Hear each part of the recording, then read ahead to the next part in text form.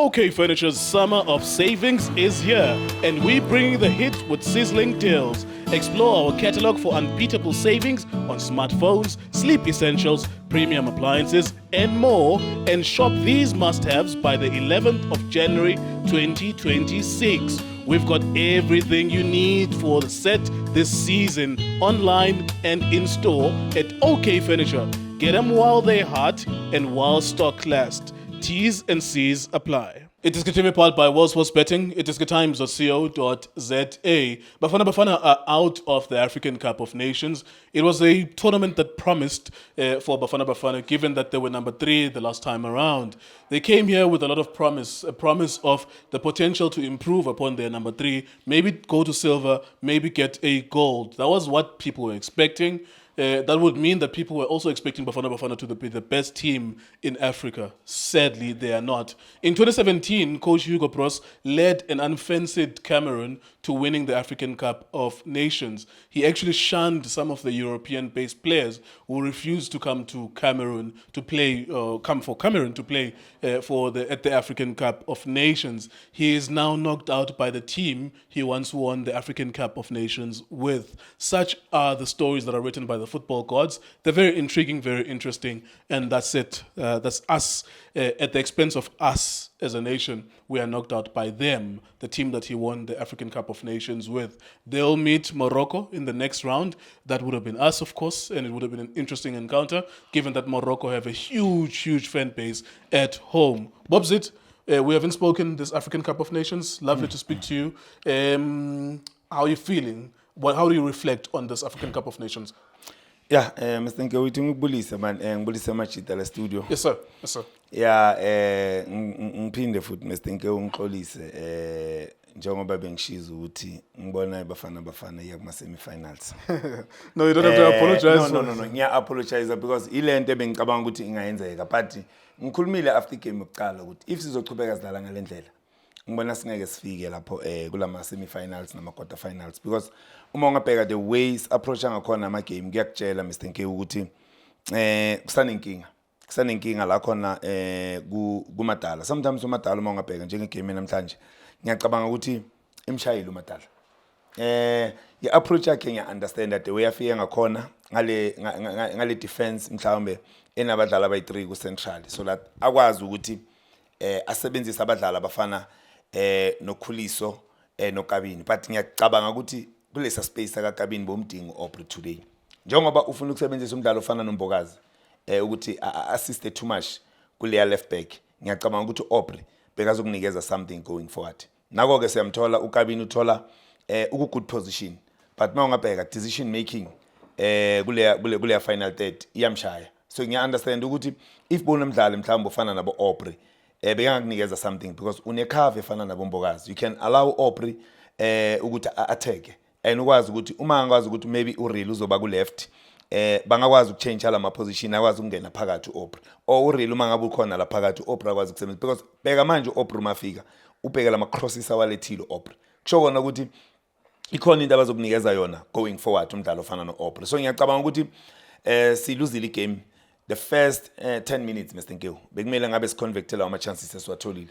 Ama tournament afana nalawo akumelanga ukuthi uma ungathola chance ufuna ukudlala ngala chances uzo regret at the end of the day, because bona mabayithola chance bazokupunish. Bheka lama chance abawatholile abazange bafuna ukusilinda, bathe mabona ukuthi senza ama mistake they punished us, and abayiwini game ngala ma mistake wethu esiwenzile. Nathi lento bekumele ngabe siyenzile ukuthi uma ngabe sithola lawo ma chances abenze khona ama mistake, let's punish them.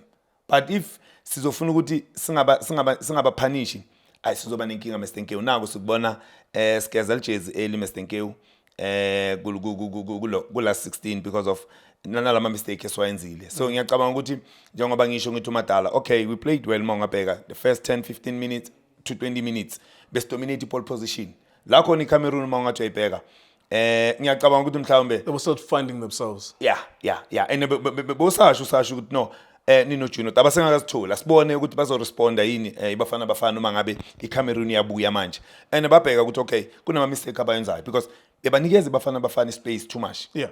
Ukuthi sikwazi ukudlala that is why bothola abo Obas nabo Tebza bakwazi ukushayina bakwazi ukulidemanda because bekune space in the middle la khona sikwazi ukudlala khona but bathi uma baqala bashaya sub ngilambone khona ukuthi abasafuna ukusinikeza ispace And that sub was in the first half. first half so yabona ukuthi You respond to the danger immediately.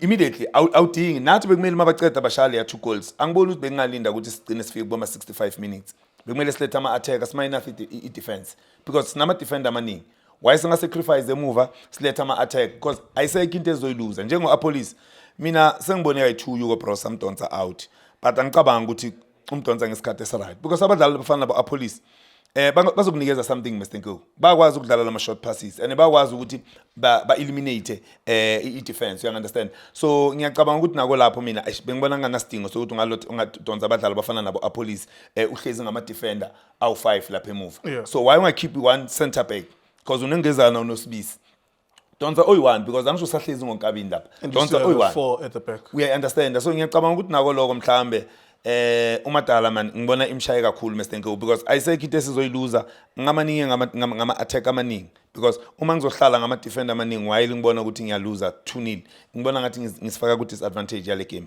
Do you feel like we could have won this game?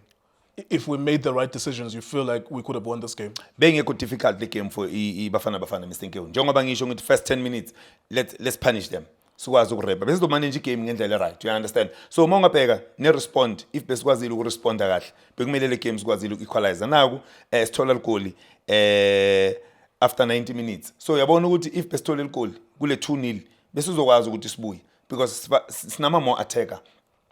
Anything can happen Mr Nko sometimes unabadlali abafana noMahupa nabo First if siyaletha lama ball eboxini kunama second ball la khona mhlambe singathola something bese siyapanisha siya equalize mhlambe besayewina kuma penalty but the way ngiboni respond ibengakhona ku technical team ebafana ngiyacabanga ukuthi abazange bayibone the way mina ngibone ngakhona because le game bengaboni difficult ngale ndlela so iCameroon belahlile Mr Nko bekuyi team ekumele ngabe siyipanishile but the experience eCameroon uma ungabheka abadlali abanabo well. And the bench buka the midfield yabo the way ngakhona bakwazile ukuthi ba absorbe le pressure bafana baphinde babuye football bheka le right back yabo le core goal number 1 uma ungambheka the way overlap ngakhona uyazazi ukuthi uzithembile ukubuya back because uKabini beka nga function ubonile ukuthi ngapha ku function next going forward ngcono ngikwazi ukuthi mangabe ngithola ispace ngikwazi ukattack and ubheke ujersey number 10 we Cameroon that guy Mr Nko uyambona ukuthi experience ikhona uyambona ukuthi uyakwazi ukuthi abuya zo defender boTebza bayabuya